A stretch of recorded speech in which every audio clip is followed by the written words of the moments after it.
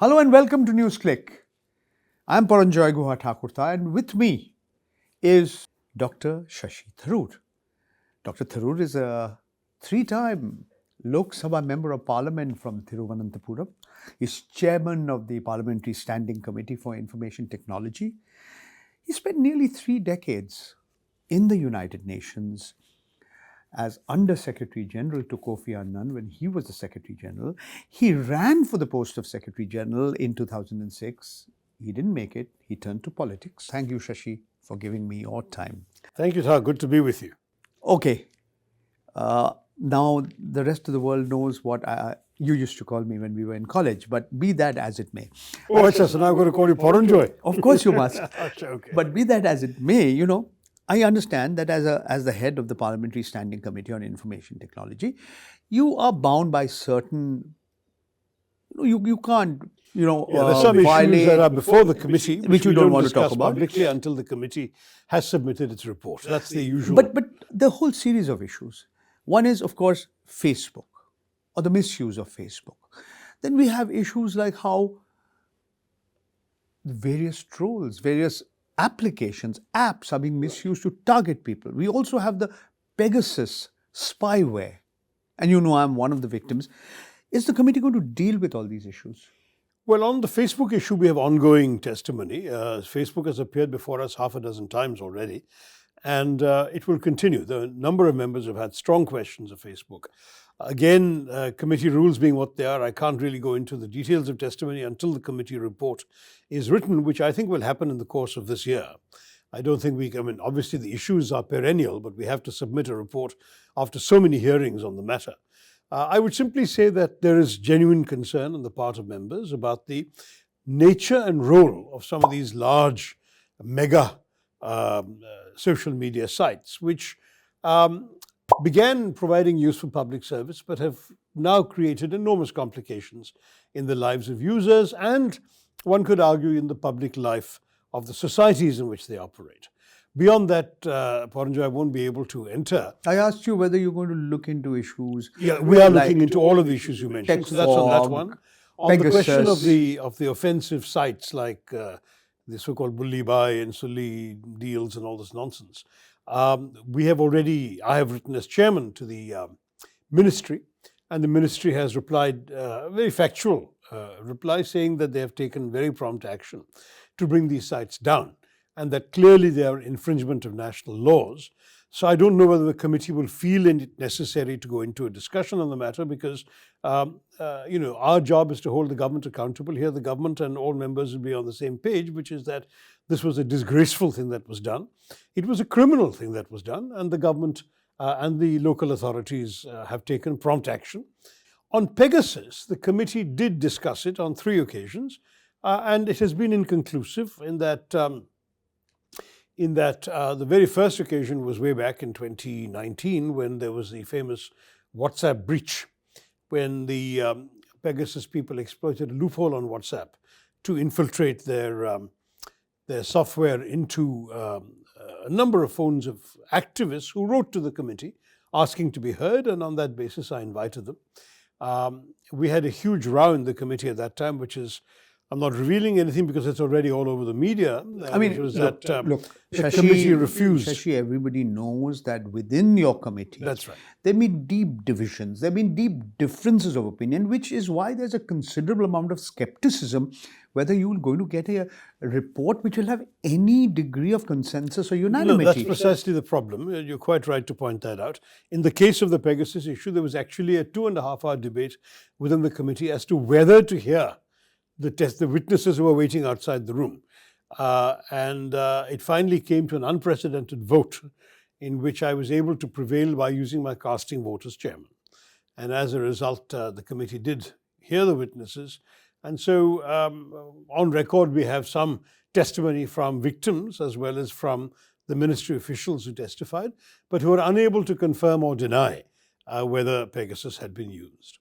Then 2 years later, of course, we had the other revelation when people such as yourself were proven to have been contaminated had your phones contaminated. That is by what Pegasus. a forensic examination Has of my established. phone and other phones by a laboratory in Canada, in Toronto, Correct. Canada. And I was again briefed about this just about a day before it became public. And I was able to look into the matter and then indeed tried to summon the secretaries of the ministries concerned to testify. We did have a rather extraordinary phenomenon in which the three secretaries actually bailed out of a meeting that they had been committed to for 10 days at the very last minute in a sort of synchronized maneuver. And I had no choice in the circumstances but to complain to the Speaker that they had violated all parliamentary standards. You know, and all this failing that to you're come up. telling me, But you're it's right. never You happened can draw before. your own conclusions. These are not things that These happened have before. never happened before in any parliamentary committee. Yes, there have been differences of opinion. Even after a report has been placed, there have been dissenting notes. Yeah. But this kind of deep divisions within this all-party committee on issues that, as you yourself mentioned, concern the people of this country. It concerns everybody, you, me, and the whole, every other citizen of this Let country. me tell you, there was even the most astonishing phenomenon when 17 people showed up at the committee meeting. But 10 of them were members of the ruling party who refused to sign the attendance register, thereby denying the committee a quorum to hold a hearing on the subject. So it's very clear that we are in a position where it's going to be difficult for the committee to have meaningful deliberations on Pegasus.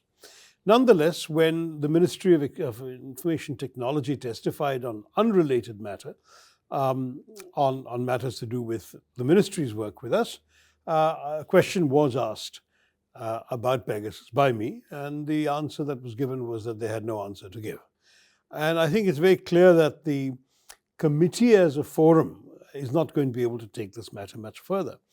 Even when Pegasus erupted in the late summer of 2021, I had actually made a public statement at that time, despite being chairman of the committee, that though I would attempt as chairman of the committee to get the committee to do its work on this matter, that I myself called for a judicially supervised inquiry, saying that the judiciary had authority, including authority to take certain kinds of actions that were beyond the remit of the committee, even in the event that the committee were unanimously determined to pursue it.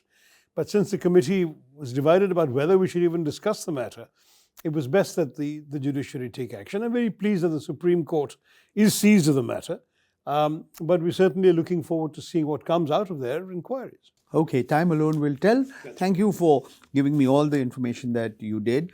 I didn't think you would open up to the extent you did because, as you yourself mentioned... Well, you know, the fact is every single one of the things I've told you is in the public domain, not as a result of my doing, but because the enterprising parliamentary media have already reported all of this. I don't feel I've violated any confidentiality, but on the other hand, there will be some friends perhaps who will feel otherwise, and we'll see what happens. I want to ask you an unrelated question, but it's also related to information technology. It also is connected with the Ministry of Electronics and Information Technology. We have a company which is called the CSC Governance Services India Limited. CSC is an acronym for Common Services Center. It sort of provides a host of digital online services, delivery of public utilities, etc. Now, what the government is claiming, and it is a government company, it is a special purpose vehicle, but investigations done by my colleague Ravi Nair shows that nearly 78% of the shares held of this company are held by banks, financial institutions, private entities. Yet, the government has bypassed the whole tendering process and given this company contracts worth large amounts of money, literally thousands of crore rupees, to give a whole range of services, including using the government domain name called gov.in, gov.in. Now, I understand you've raised questions about this in Parliament. What do you think should be done? Do you think another inquiry is required into this? I'm afraid this is a matter that I will not be able to answer officially, simply because we have not reported on it. Questions have come up about the CSCs in 2 or 3 different committee hearings. And answers that have been sort of received on the subject are matters that will be included in a report to Parliament. Let me just say that your phrasing of the question is entirely appropriate and is entirely accurate from what I understand. And that's why these questions needed to be asked. But really beyond that, I cannot go without violating my role and propriety as chairman of the committee. But the issues are right to be flagged. All right. So let me instead now start asking you a few political questions. There are a lot of people who believe that the weakness of the Congress, the internal problems, if you like, within the Congress, it doesn't have a full-time working president, is contributed a lot to the lack of unity amongst opposition parties opposed to the ruling Bharatiya Janata Party. And this has contributed to the strength of the current ruling dispensation. You know, I've been a little, I can't say silent, but let's say less voluble on the subject of internal Congress politics, largely because there has been a feeling that these are issues we need to thrash out within the party rather than airing it in public forums, and particularly because airing it in public forums has so far not been productive at all. In fact, as anything, has been unproductive. There is an immediate circling of the wagons within the party saying that anybody who dares criticize the party in public is being disloyal. And the irony is that those of us with perhaps the longest and strongest record of convictions over a long period of time that are the convictions that the Congress Party ought to stand for, are the ones who in many cases are particularly, shall we say, tarnished for having quote unquote spoken out of line. So I hesitate to give more fodder at a time when the party is so much under the cosh, is so much under attack and being weakened daily by desertions and other problems. I hesitate to add further fuel to the fire. Having said that, let me just say on what you said that I am a very strong believer in opposition unity. One of the interesting issues is I'm one of these odd characters who actually believes that politics are about principles. And I find that where the principles of many of the opposition parties are completely in sync with each other, and they only happen to be different parties because of reasons to do with either personality or sort of caste identification or regional identification, but basically they believe in broadly the same sets of things of an inclusive character for India, respecting and celebrating our pluralism, social justice through the economy. You know, there are half a dozen core issues that everyone knows, for example, that the UPA government stood for, which are still adhered by 7, 8 different parties today in the public space that are not united with each other. And so I have always felt, since principles are what matter to me, and since there is no fundamental ideological difference on principles, that opposition unity ought to be our principal preoccupation. I wrote about this after 2019 as well. What we are today seeing is the fragmentation. I go back to the lack of opposition unity is an important source of strength for the BJP. And it seems at this particular point of time that it's the reluctance of the Congress to accommodate others that is that is one of the reasons. I guess I'm repeating myself, but that is the perception. How fair it is will vary from individual case to individual case. And as I say, because I'm not privy to any of these discussions in the party, I don't speak with any particular authority. But my impression is that in some cases, the party has indeed been unwilling to accommodate. In other cases, others have been unwilling to accommodate the party. So it's not as if it's purely one-way traffic. I think, however, that had we started off at mid-2019, creating a forum already when the whole nation was reeling from the shock of the BJP not just winning again, but winning with an enhanced majority. At that time, as I said publicly and wrote, had we at that point reached out to all the parties and said, let's create a forum where we can talk to each other, understand each other's needs and concerns better, and as far as possible, coordinate our actions to resist this juggernaut, then we would be better off. It's still not too late. It never is too late, because obviously it's never too late to do the right thing. But it's something we've missed for a couple of years. You take Uttar Pradesh. In 5 years ago, in 2017, there was an alliance between the Congress and the Samajwadi Party. But both the parties performed badly. The BJP came back with not came back, it won a whopping majority despite demonetization that happened a few months earlier in November 2016. This time, both the Samajwadi Party and the Congress are reluctant to even work out even an understanding. And at the end of the day, this is probably going to benefit the Bharatiya Janata Party. You're not even arriving, forget seat sharing. I think at the end of the day, the Samajwadi Party will say, okay, you want more seats. Same story in Bihar being repeated. And the Congress saying, no, we want to exist as a party. Once upon a time, we were strong in Uttar Pradesh. So what we are seeing is a refusal to recognize its weaknesses in states like Uttar Pradesh. And therefore, in a sense, helping the BJP. It's all over again. It's the same story, the unfortunate story being repeated over No, and over. I recognize what you're saying.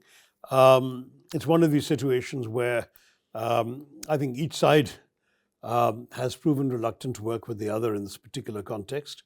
There are various issues in any of these alliance discussions. As I say, I don't really know what specifically is happening in any particular case because I'm not officially privy to these discussions. But in general, I would say that there are situations in which previous experiences of building an alliance have been hampered by perceptions of votes not being transferred by particular parties' supporters to others.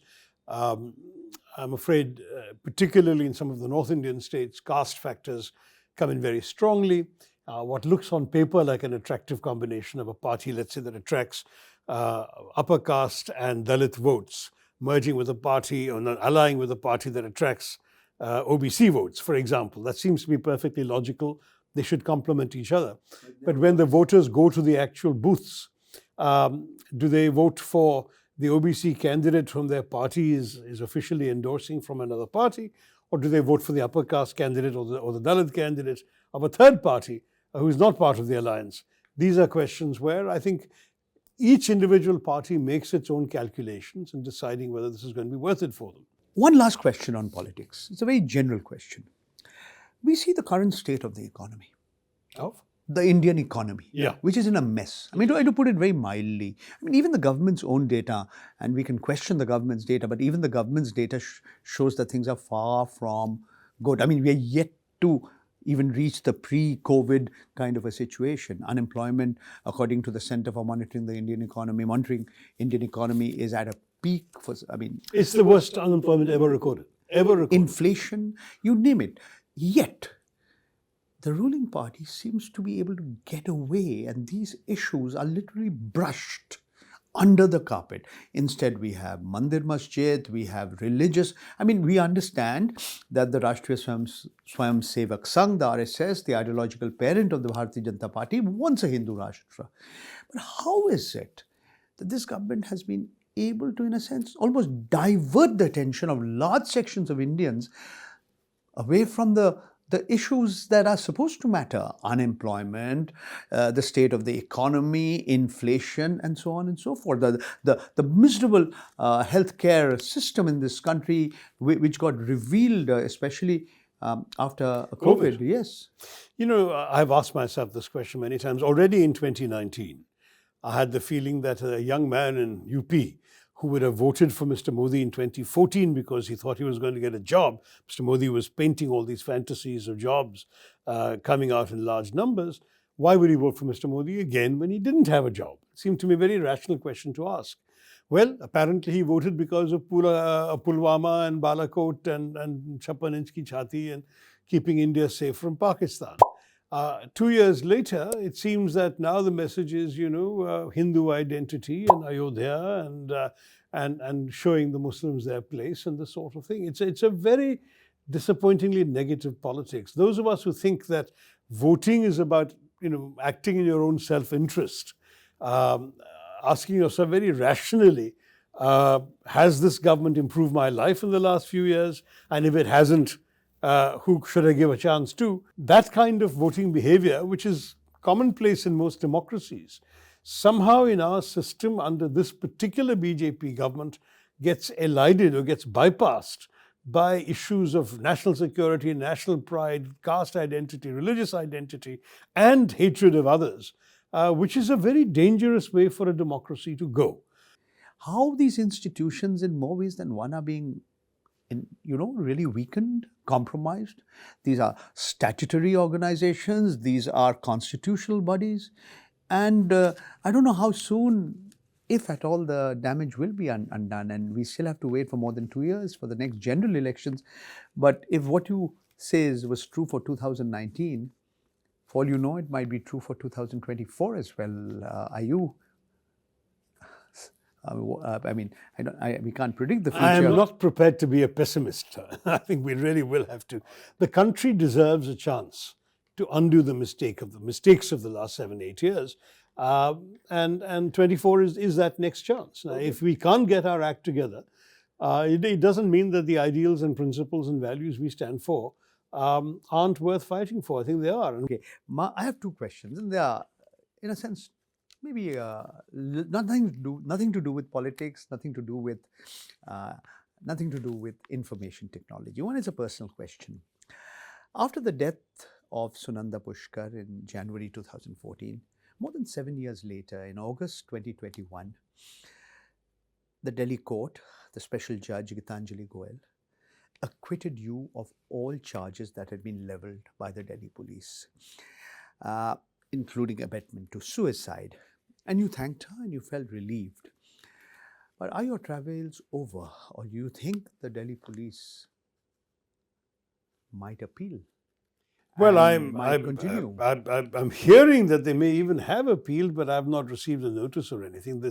The process takes time, and of course, the courts have also been affected by COVID. So, no, I'm not prepared to count my blessings, as it were, of this nature, because clearly this kind of harassment is not lightly abandoned.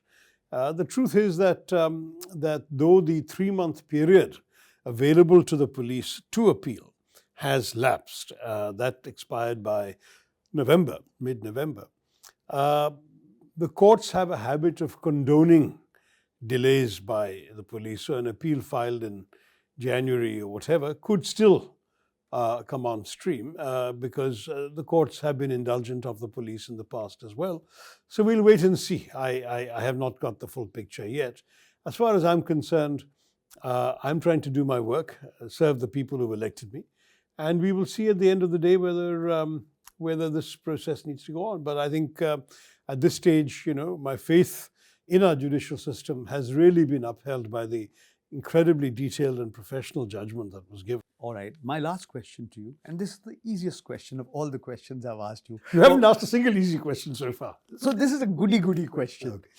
How do you react to people, mocking you, poking fun at you because you use big English words? People have to scurry. These days don't go to the dictionary. They have to go to Google Guru to figure out how all these words mean. And you become really the butt of jokes because you use obscure words which, ordinary, even those who claim they understand English, they don't. So you've got this reputation. In fact, you went to the same college as I did. You heard me debating there. These are things that used not to be so obscure or difficult when we were in college. You blame it on St. Stephen's College? Not at all. I don't blame it. I credit it to St. Stephen's College. But I also, of course, I did read more extensively than more people, even in those days. And perhaps that expanded the range of my vocabulary. But I genuinely believe that the purpose of words is communication. So if I kept using words that people didn't understand, I wouldn't really be an effective communicator. Okay. And therefore, I think that the charges are somewhat mislaid. I mean, I would like to think that what I have to say is by and large understood. Of course, if you're talking about, let's say, somebody whose mother tongue is Hindi and who doesn't read much English, complaining about my English, they're entitled to do so, but they're perhaps not the first audience for what I'm talking about. But people who've been to schools like yours or colleges like ours, good for you. they should blessedly, they should understand what I have to say. And I'm happy that you have not only improved your Malayalam speaking skills. किसी ने कह रहे थे आप आजकल हिंदी में भी लोगों के साथ वार्तालाप करते हैं या भाषण देते हैं, ये कैसे? भाषण तो ज्यादा नहीं दिया हूँ, लेकिन इंटरव्यूज तो करना ही पड़ता है आजकल, तो फिर भी आपके साथ कभी-कभी मैं हिंदी में वार्तालाप करूँगा. Thank you so much. Thank you. Thank you. All the best. It's my pleasure. So, all right, all you the just best. heard and watched Dr. Shashi Tharoor, Member of Parliament, talking to you on a range of subjects. Issues concerning information technology, the misuse of information technology, the misuse of social media. And he's after all, the chairman, the head of the Parliamentary Standing Committee for Information Technology. He's talked to you about politics and questions about his personal life as well. Well, keep watching NewsClick, subscribe to the channel, click on that button, and thank you very much for being with us.